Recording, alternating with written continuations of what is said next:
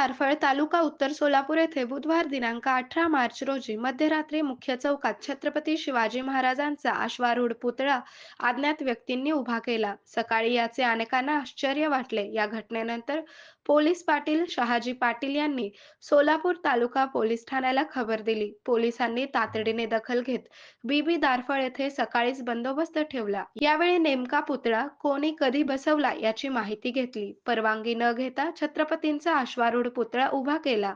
यामुळे प्रशासनाने यावेळी माहिती घेतली. यावेळी बीबी दारफळ येथे पोलीस अधिकाऱ्यांनी गावकऱ्यांशी संवाद साधला. यावेळी ग्रामस्थांनी गर्दी केली होती. सहाय्यक पोलीस निरीक्षक सोमनाथ कदम गावकऱ्यांना म्हणाले, छत्रपती शिवाजी महाराजांचा पुतळा बसवण्यास विरोध नाही, परंतु जो कोणी बेकायदेशीररित्या हा प्रकार केला आहे त्याच्यावर गुन्हा दाखल केला जाणार आहे. त्यामुळे कायदेशीर कारवाई करावीच लागणार आहे. या घटनेचा अधिक तपास सहाय्यक पोलीस निरीक्षक सोमनाथ कदम हे करीत आहेत. आरामदायक अनुभूती सोलापूरमध्ये निसर्गोपचाराचं विश्वासाचं नाव लिमये निसर्गोपचार केंद्र.